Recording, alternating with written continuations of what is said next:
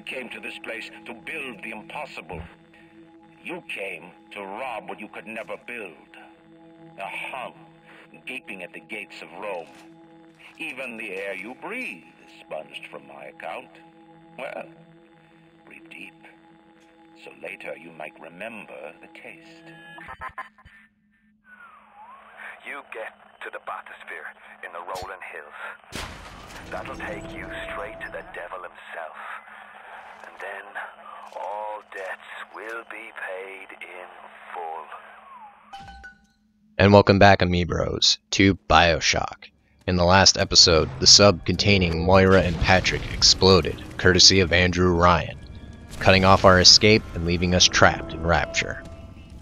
With very little choice left, we headed into Arcadia, where in this episode we'll be exploring this brand new level and finding a way to Andrew Ryan so we can kill the bastard. So starting off by lighting the torch outside, we gain access to the contents inside this room. I'm talking ammo for our guns, as well as crafting materials that we can use at a U-Invent station to craft special ammo. I'm talking anti-personnel rounds, armor-piercing rounds, to even automatic hack tools. Later on, after Arcadia, when we travel to Fort Frolic, we'll be able to craft special physical tonics that you can only get, I believe, at a U-Invent station. So be on the lookout for that after you clear Arcadia. Over by the rock, there's an audio diary, Seeing Ghosts. What are you waiting for, city? It's beautiful. Boy, the audio diaries in Arcadia are really advanced. I mean, we're now getting visuals instead of just audio. Wow, Rapture must be a really advanced society, you know? No, but in all seriousness, I find that kind of funny. You know, you see an audio diary that says Seeing Ghosts, then instantly a fucking ghost just pops up, you know? Though I do have to nitpick here. The audio diary said Seeing Ghosts, implying more than one. And all I saw was one ghost. What the fuck, game? You know? I spent all this time praising you and giving the fine viewers, you know, tips and tricks for how to play you. And, you know, this is how you repay me? Fuck this game. I'm spliced up in ways you never dreamed of. Get over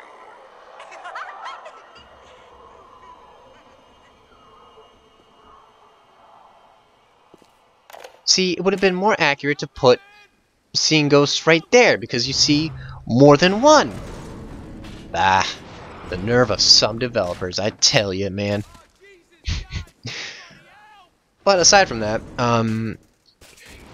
you'll be hearing individuals shouting for help. Until you enter a specific room, that individual will keep screaming for help. There's nothing you can do about it until you enter the room. So either enter the room just to shut them up, or do your exploring in a very quick manner. Or if it doesn't bother you like it doesn't bother me, you know, just take your sweet time and listen to the guy cry for help. Speaking of which, there he is. Huh. I guess we were too late. Thanos already snapped his fingers, and the guy had a case of the I don't feel so good. Quite a shame. But we'll be better. I'll avenge the fallen. Whatever it takes. Alright, that's enough of the Marvel references. By picking up the grenade launcher, we get some grenade rounds, which is always nice. And underneath some leaves, we see some weird symbols. Can we burn the leaves away? Unfortunately not. The leaves are too magical to be burned away by mere incinerate. I mean, that's my reasoning for it. But speaking of which, meet a new enemy, Houdini Splicers. New enemy introduced in Arcadia. We'll be going over more of what they do in a bit, but for right now, picture time. Come on, dude, I just want to take a picture. Don't disappear! Thanos' snap knows no bounds. No chill, I swear. Right here, there's a mask. Is that what I look like? No, that can't be. Oh goody, you saved me the trouble of chasing you down for a close-up. Now it's time for you to die. Hello, What? beautiful. Impossible! No one can withstand the might of my wrench and my zap 'em and whack 'em combo. I feel so unclean. Sorry, that was my mouse. Well, that was ruined. But in any event, Houdini splicers, their main gimmick is that they will teleport around the arena and fling fireballs at you. They could be rather annoying trying to get a beat on with your guns if you're not using Electrobolt or Electric Buck to stall them. But over time, as you continue researching them, the bonuses you'll acquire will allow you to more easily pinpoint where they're going to teleport.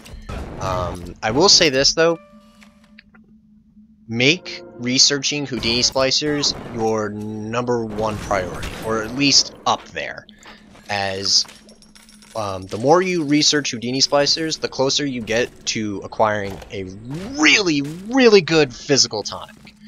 I won't be going into it until next episode, where I believe we acquire it. But of course, if you want, you can always look up the types of tonics you can acquire from enemies by researching them. You know, if you want to be a spoil sport about it. Gosh, guys. Why gotta ruin the fun for everybody else? Nah, I'm only kidding. I mean, sometimes I'll do that whenever I'm watching a Let's Play. I'll look up, you know, ooh, what kind of bonuses, you know, can I acquire by doing this? You know, ahead of time before the part discussing said bonus, you know, pops up or whatever. Or sometimes I'll see how a game ends as I'm watching a Let's Play as well. You know, it's just sometimes I get a little impatient about that. I'm just so eager to see what happens. You know, it's hard to wait like a day or a couple days, you know, maybe a week, depending on how long it takes for the video to upload, because it's a lot of work, Let's Players do, and I do respect that, you know. I mean, the work I respect from Let's Players are the reason why I'm doing my very own Let's Play, you know. It's inspired me to want to do one of my own. You know, well, funny enough, I've had the idea of doing a Let's Play far back, I think, since I was a kid. You know, because you know, I didn't have many friends as a kid. You know, so the internet, as well as, you know, video games and other means of escape were my only, you know, outlets. And it just gave me an idea, you know. It's like, oh, I want to do a Let's Play, you know. Little did I fucking know how difficult it is to just, like, commentate over a lot of things. But I digress. Right here, we take our very first picture of a Thuggish Splicer, because none of them, I believe, were in Neptune's Bounty. So, this is our first exposure to Thuggish Splicers with our camera. So, yeah, that's something. You know, you'd think the first enemy, one of the first types of splicers we see in Rapture, they'd pepper them out throughout all of the game, but nope. Neptune's Bounty, you will not see a single Thuggish Splicer. It's only Leadheads, Nitros, and Spider Splicers. Well, luckily for us, we completed our research for Leadhead Splicers. Doesn't mean I'm not gonna constantly take their pictures, despite the fact that, you know, it's already completed and I'm just wasting time. I don't think, though, if you take a picture of a subject that you've already completed research on, it wastes film. I don't think it does that. Maybe people that do know that could leave a comment just letting me know. But in the meantime, after researching Thuggish Splicers enough, we get a new tonic, Sports Boost. Pretty much lets us swing our wrench even faster. Unfortunately, I do not equip it just yet, but it doesn't mean I can't take down this dapper fellow. Certainly the most dapper looking Thuggish Splicer we've seen. And unfortunately, there wasn't any new pipe segment in that hacking minigame. I just forgot that, you know, oh wait, I could take a picture of the security turret, now that it's incapacitated. Makes me wonder why I didn't do that the first time in the Smuggler's Den, but meh.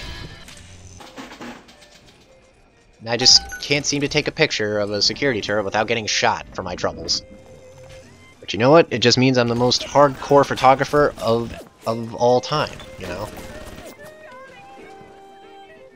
But that corpse over there was packing some kerosene and alcohol. Wonder what he was going to burn down. Probably this whole forest, to be honest. I mean, it does look a little overgrown. You'd think Andrew Ryan would hire, like, you know, a lawnmower or something.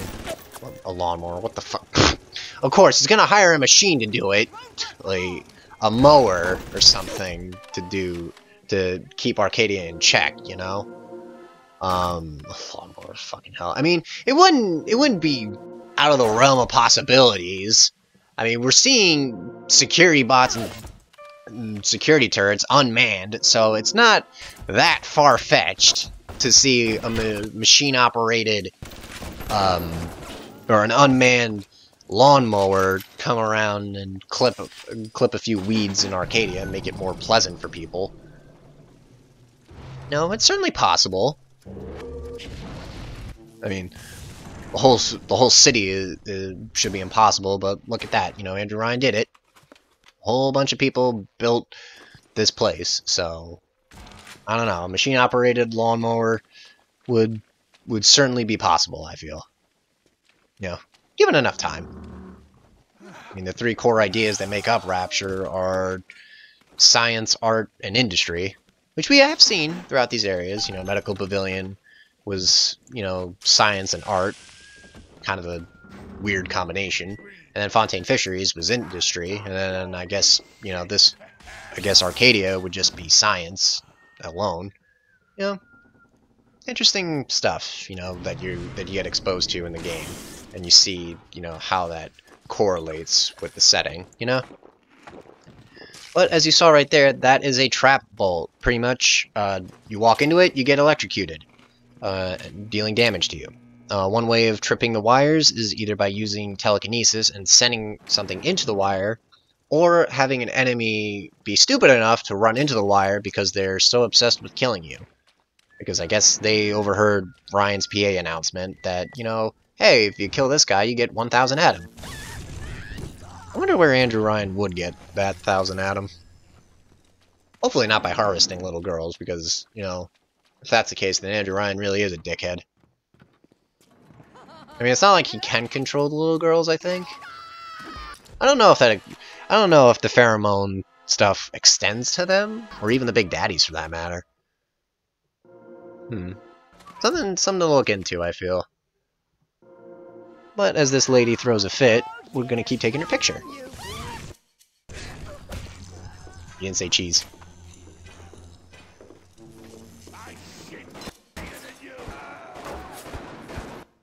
You shit bigger than me? Sir, I'm about the same height as you. If you shit bigger than me, I think you got a problem. One that my mighty wrench can't fix. I mean, I'm no medical expert. You'll have to go to the medical pavilion after you recover from being shocked and whacked. Just saying. That's another great thing I love about this game. It's just the random shit you hear from splicers is just great, you know? You got one guy just saying, I shit bigger than you, and then, like, they're not afraid to talk smack about you. You know, say if, like, you miss them with Electrobolt, I think they'll, like, mock you before hitting you. You know, just to pour salt on the wound, you know? I do like that. It's entertaining. Not entertaining for that lady, though. She got burned. And screw you, Houdini Splicer. This place isn't yours. Where are you? A AAA game industry executive trying to, you know, spread microtransactions to our favorite games? How dare you, good sir? How dare you? This woman was probably the outlier to your crazy scheme. And you burned her for it. You shall pay next time I see you. Well, speaking of paying, we now come across a U-Invent machine. Pretty much how it works is, you know, all those materials that you've gathered are going to be used to craft different types of ammo. Stuff like exploding buck, anti-personal, armor piercing, you know, stuff we've already gone over. By hacking the U-Invent machines, you don't have to spend as many crafting materials in order to make your items. So it does pay to hack the U-Invent machines, or every U-Invent machine you come across, because, you know, I'm not saying that crafting materials are hard to come by, but, you know, any chance you can get a good deal on on things is never a bad thing. But as you saw right there, we got an A on a lead head splicer, even though our research was complete. So yeah, there's that. Guess we got an eye for this sort of thing. But speaking of eye, we now get Photographer's Eye. Photographer's Eye 2, actually. Which, by equipping that, researching subjects just got sped up significantly. As you'll see, I'm going to take a picture, well, after I'm done prepping up for this fight with the Big Daddy. You always want to make sure you prep for them. But by taking a picture of this little sister, as you can see on the bottom, underneath all the bonuses and penalties, it says Photographer's Eye 15%. By keeping a Photographer's Eye equipped in your combat tonic slot, you boosted your research bar or research score by 15%. And once you get Photographer's Eye 1, that will be boosted up to 35%, which makes researching, like, it just makes researching a fucking cakewalk, you know? 50% at first may not sound like a lot, but trust me, it's a lot faster than the way we were doing it before. Which is always nice. Generally, whenever I play this game and I get both Photographer's Eye, I always equip them because I want to speed up my research as fast as possible. Because you want to gain access to those bonuses. Anything that can make the game easier for you is always nice. As I just made that Rosie fight a complete non-issue. But as you see, the rivet guns now also carry crafting materials. Before they didn't.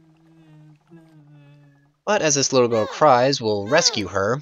And with that, that is our third little sister that we rescued in a row. You know what that means. Even in the gathering dark, you light a candle. You have saved the little ones when you might have shown your cruelty. I am sending something your way to demonstrate our thanks. Aw, Tannenbaum, you don't have to do that, except you do. You know, I'm over here busting my ass trying to save the little girls that you turned into the little monsters. Just saying. God, Tannenbaum. Things I do for you because I'm a morally good person at the end of the day. But let's claim our second teddy bear as the little sisters try to crawl into the vent. What do we get? 200 Atom and a brand new tonic. Save Cracker. Pretty much what it does is it reduces the difficulty of hacking saves and combo locks. So that's pretty damn nifty to have. But we now have 360 Atom, because I'm playing it on the Xbox 360. Or it was released for the Xbox 360, because I'm playing it on the Xbox One. Yes, I do have an Xbox One, don't judge me. But with 360 Atom, one little sister rescued out of 2, I'd say we can call it a wrap. Next time on Bioshock, we'll be delving further into Arcadia in hopes of finding a way out and getting closer to Andrew Ryan. See you guys then. What a night I got lined up. Everything's ready. Flowers, bottle of wine, even 2 tickets to the tea garden. Nothing gets the Bettys in the mood like nighttime in Arcadia. Now I just gotta stop by the Thrifty Care to pick up a med hypo, just to be safe. Word is, this ain't Angelina's first visit to the tea garden. The augmentation procedure is a success. The slugs alone could not provide enough Atom for serious work, but combined with the host, now we have something. The slug is embedded in the lining of the host's stomach, and after the host feeds, we induce regurgitation. And then we have 20-30 times yield of usable Atom. The problem now is the shortage of hosts. Fontaine says patience, Tannenbaum. Soon, the first home for little sisters will open, and that problem will be solved. Today, Arcadia was closed off to all but paying customers.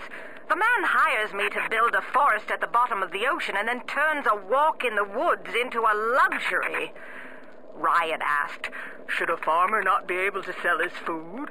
Is a potter not entitled to a profit from his pots?